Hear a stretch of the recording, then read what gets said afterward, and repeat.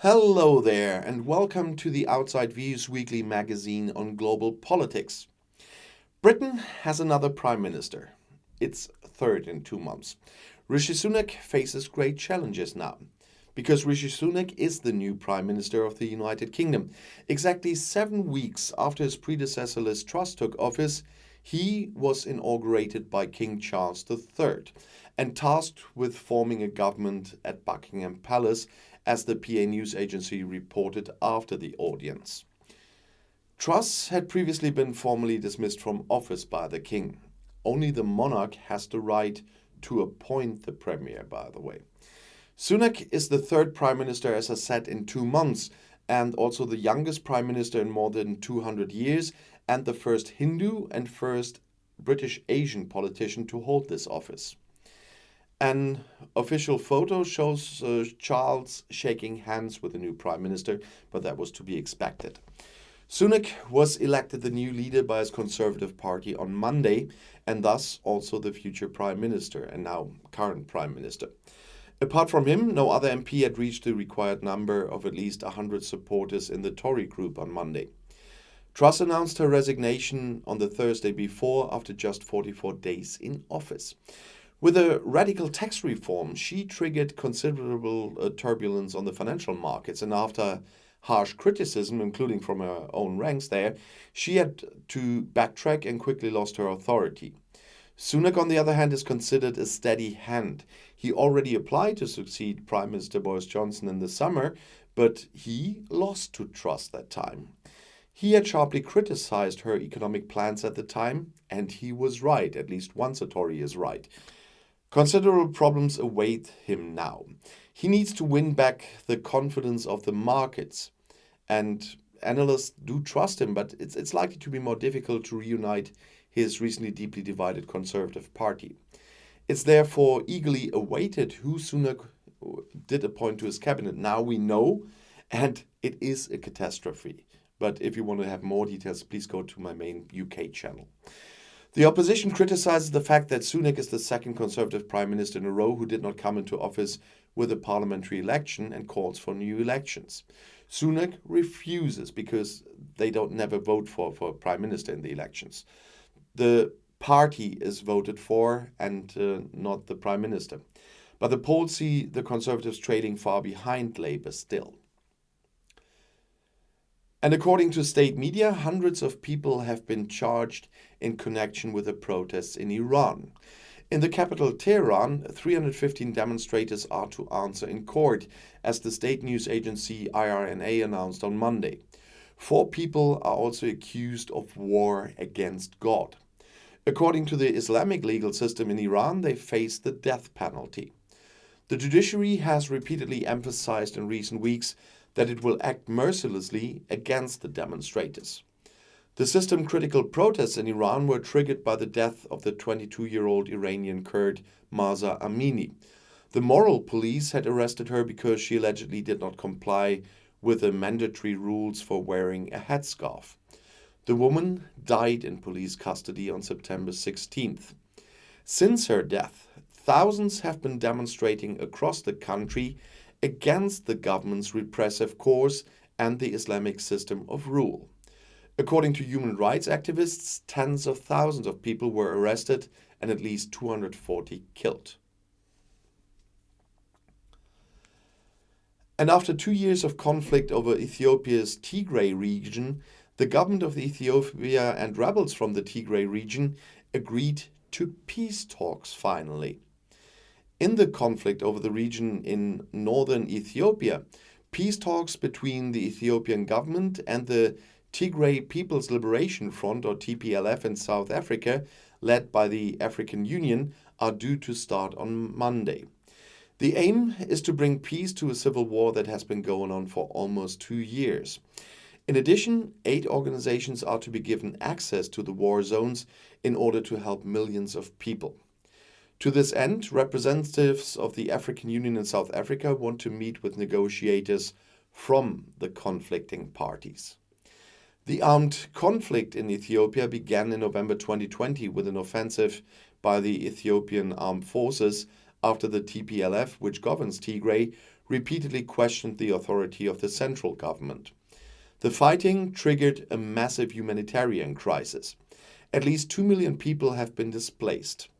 A 5-month ceasefire had fueled hopes of a negotiated solution, but fighting flared up again in late August. Ethiopia's military is fighting alongside Eritrean forces against the Tigray People's Liberation Front, which is demanding more autonomy for its ethnic group. Earlier in the week, government troops and troops from Eritrea took the strategically important town of Shire in the north of the Tigray region.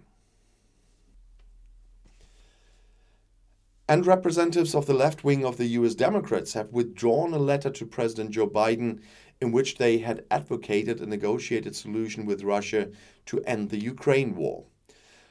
MP Pramila Jayapal said on Tuesday that the letter, which was drafted months ago, was regrettably published by employees without consultation. The letter gave the impression that the Democrats, like the opposition Republicans, were questioning US support for Ukraine, said the leader of the progressive group of Democrats in the House of Representatives. Nothing could be further from the truth.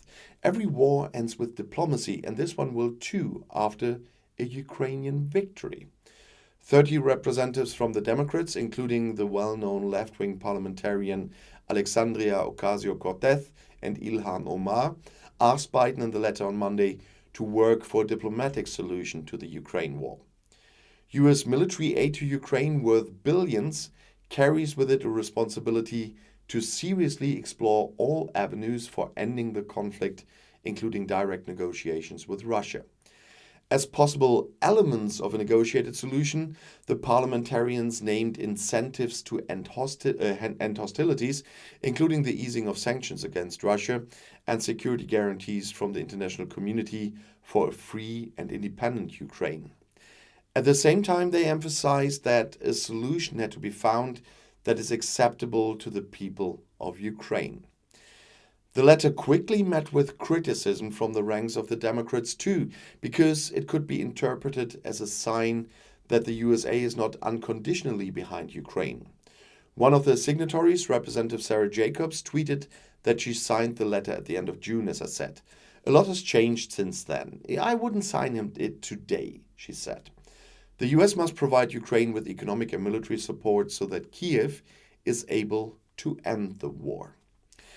The United States is providing massive military and financial support to Ukraine in the war against Russia.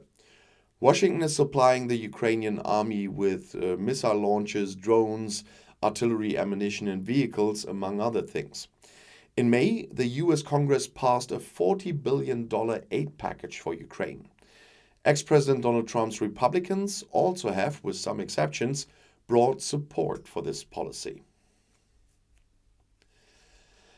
And the Mediterranean is considered a mass grave for migrants. Many of the thousands of deaths could have been avoided, at least according to the United Nations. More than 5,600 migrants have died fleeing from North Africa to Europe and on escape routes within Europe since the beginning of 2021. This was announced by the UN Organization for Migration, the IOM, on Tuesday. The number of deaths has increased both on the escape routes across the Mediterranean and over land compared to the corresponding periods of the previous year. From early 21 to September 22, the IOM registered 5,684 deaths. More than 29,000 people have died on these routes since 2014.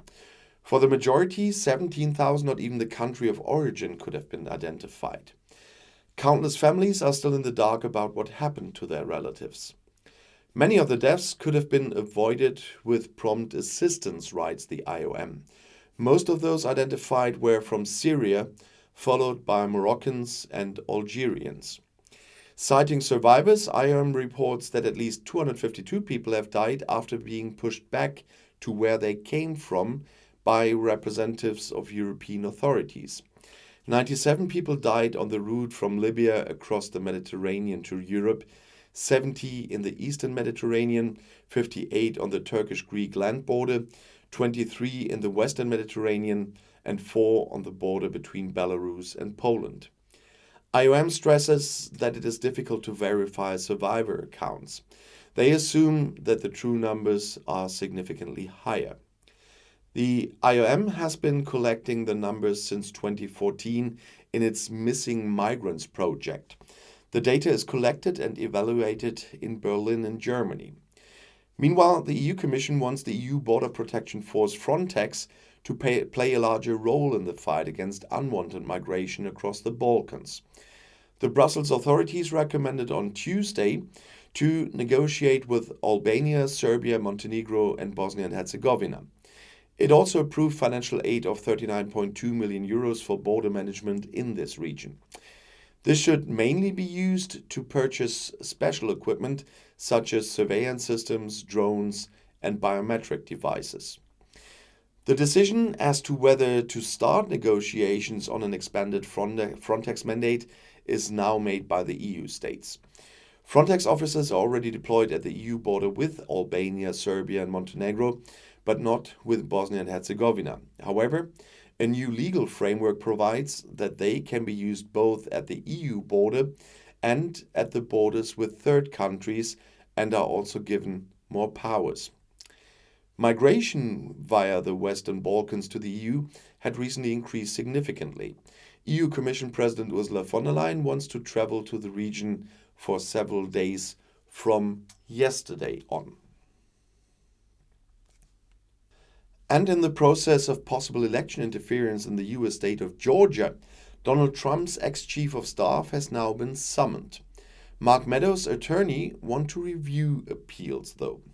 But according to media reports, the former chief of staff of ex-President Donald Trump, Mark Meadows, has to testify before a special jury about possible interference in the 2020 presidential election. That was decided by a judge in the US state of South Carolina on Wednesday, and that was reported by the Washington Post, among others. A spokesman for the Georgia Attorney's Office confirmed the information. The judge concluded that Meadows must comply with a subpoena because his testimony is material and necessary to the investigation, and the state of Georgia will ensure that he will not be subjected to undue hardship. The background is an investigation in the U.S. state of Georgia. Fulton County prosecutor Fannie Willis initiated this last year in connection with the 2020 election.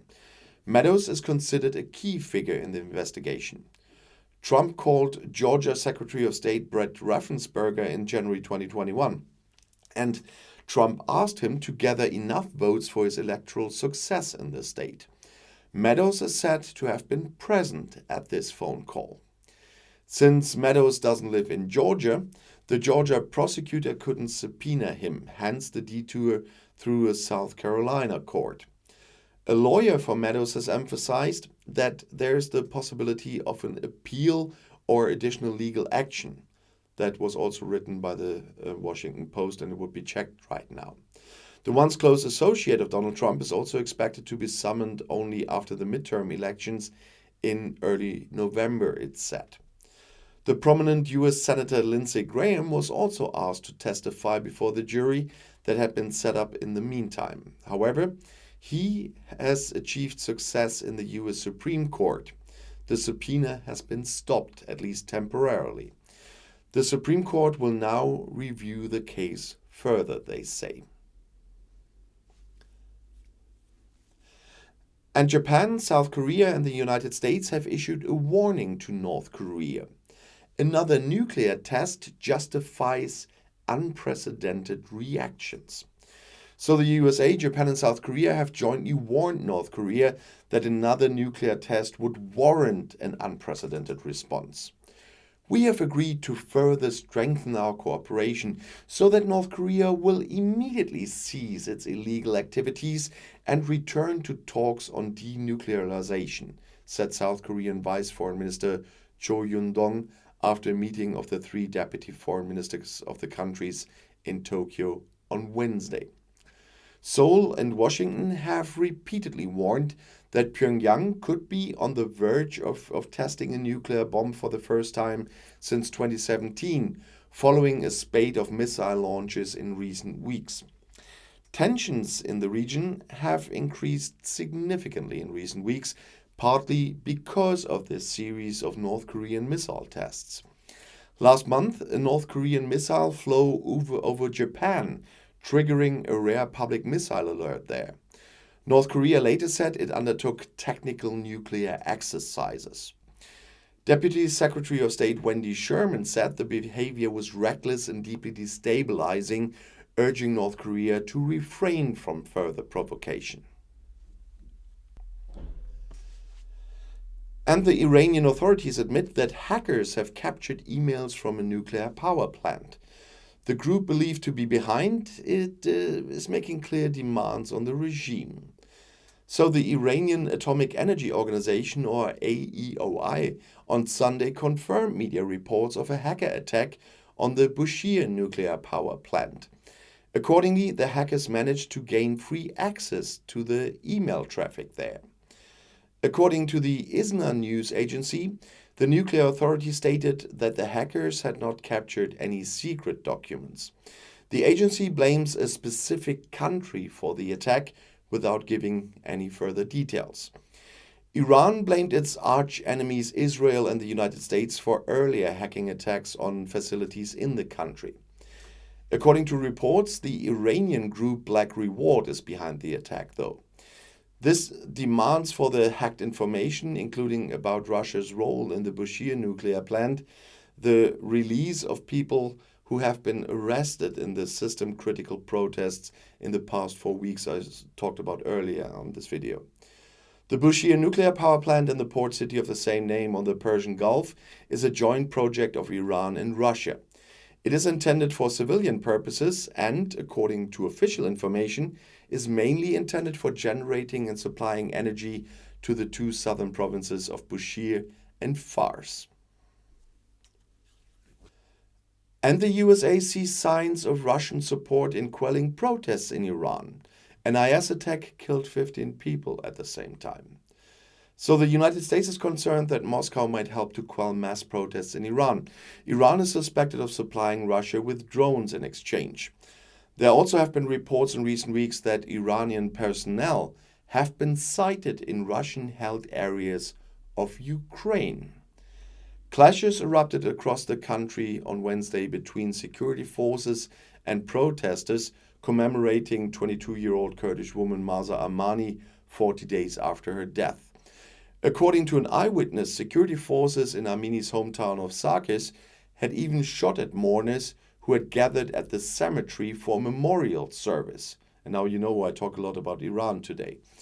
The semi-state news agency INSA reported that around 10,000 people took part on the last day of the mourning period. In Iran, a family member is traditionally mourned for 40 days. The trigger for the mass protests in Iran was, as I said earlier, the death of the Iranian Kurd Mahsa Amini. The Vice Squad arrested her for allegedly violating Islamic dress codes. The woman died in police custody on September 16th, as I said, and since her death, thousands have been demonstrating across the country against this government and the repressive course and the Islamic system of rule. I can't stress that often enough. The Islamic State, the IS, claimed responsibility for the attack on a Shiite shrine in the Iranian city of Shiraz late Wednesday evening. According to the media, at least 15 people died in the attack, including women and children. As the semi-state news agency Dasnim reports, the perpetrator first shot an employee at the entrance to the shrine of Shah Chirag, a brother of the 8th Imam Reza, and then his gun jammed. He managed to fix the gun and opened fire on the believers. According to state media reports, President Ebrahim Raisi stated that Iran would respond to this act. This crime will definitely not go unpunished, and the security and law enforcement forces will teach those who planned and carried out the attacks a lesson. And of course, as promised, we come to Northern Ireland. Northern Ireland has not had a functioning regional government for months. If no agreement is reached by today, the new British Prime Minister Rishi Sunak will have to call new elections there. Northern Ireland is heading for general elections over this political deadlock over its status as a result of Brexit. Jeffrey Donaldson, head of the pro-British Democratic Unionist Party, the DUP, said he doesn't believe that an election will bring us the solution we need any faster. However, his party is ready for a new vote, he noted, although it's his fault. Northern Ireland has not had a functioning government since February because the DUP refused to participate in the executive branch and, as they claim, out of protest on the Northern Ireland Protocol in the Brexit agreement. But they just lost against Sinn Féin. But according to the 1998 peace agreement, the regional government in Belfast must be led jointly by Catholic nationalists and protest unionists. The British Minister for Northern Ireland, Chris Heaton-Harris, had recently held talks with the political parties in order to persuade them to form a government. If no agreement is reached by today, so Friday, the UK government is legally required to call new elections for the parliament on the north of the Emerald Isle. In the regional elections in May, the Irish nationalist party Sinn Féin won the majority for the first time in Northern Ireland's history. However, the DUP is boycotting Parliament because it rejects the post-Brexit customs regime for Northern Ireland, they say. The Unionists fear that this will lead to increasing secession from the rest of the United Kingdom. No, Brexit is doing that, and they were fierce Brexit supporters. But thanks to the Northern Ireland Protocol, the north of the Emerald Isle will remain part of the European single market even after Brexit. But there are goods checks now between Great Britain and the north of the Irish island. The British government originally approved the regulation to prevent checks between the EU member Ireland and the north of their island, as this could endanger the peace process in the former troubled region. Since then, however, the government in London has been pushing Brussels to withdraw the protocol and is preparing to breach international law with an own bill. DUP Chief Donaldson said on Wednesday he had tried to persuade Heaton-Harris of the need to clean up the debris of the protocol. An election would do little to change the stalemate. And Sinn Féin boss Michelle O'Neill called on the DUP on Twitter to stop blocking the formation of an executive and to work with the rest of us, as she put it. I really don't envy her. The political impasse in Northern Ireland was also part of a telephone conversation between Irish Prime Minister the Taoiseach Micheál Martin and Britain's new Prime Minister Rishi Sunak on Wednesday. Regarding the Northern Ireland Protocol, Sunak said he hoped for a negotiated solution and that all parties face the current challenges with pragmatism and goodwill. That's at least what Downing Street officials said. But they neither put goodwill in it, they know what they negotiated that time, they know what that meant, they just lied to the people about it. And they just wanted to get Brexit done, which first of all never will be done, and second of all is a catastrophe for the country. But that will go on. If you want to know more about that shit show, visit me on my UK channel. That's the main Outside Views channel. But I have some other point for you, because next week from 3rd November to 4th November, there will be a meeting of the G7 foreign ministers. I'm talking about this right now because I want you to know beforehand that the meeting will take place in my hometown and in the city where I'm filming this. Because Münster in North Rhine-Westphalia in Germany is regarded as the city of the Westphalian peace together with Osnabrück. Because in this city, parts of the treaties that ended the 30-year war in 1648 have been signed here. And our town hall was hidden during the war, and everything is still there because of that. But it's a long story. It still exists. And in the city council chamber, where I was, for example, sitting yesterday, there will be the meetings of the foreign ministers of the G7 countries. And so if you see something on TV and see some very nice architectural buildings there with a very past flair and a lot of historical flair, that is my hometown. And I don't know if I will have the time with a lot of appointments going on, but I'll see if I can get you some footage from the area at least, because there will blog a lot, but it's quite interesting to have this in our town. We had this in the 90s before with the economy ministers, but now it's the foreign ministers. And I'm quite sure that our foreign minister here from Germany, Annalena Baerbock, picked my home country especially for the reason we are handing out the Westphalian Peace Prize here as well, from my city does, and a lot of very prestigious names received that one. You might want to Google that. Perhaps I will talk about that prize someday on my German channel. Nevertheless, have a look out if you see something about this meeting. Definitely, you will see the inside of this council chamber I was sitting in yesterday. So something interesting for you to get as well. And I'll see you in my next video on this channel next week. On all my other channels, there's something every day. If you switch through the channels, just have fun and have a look. I'll see you in my next video. I'll be back.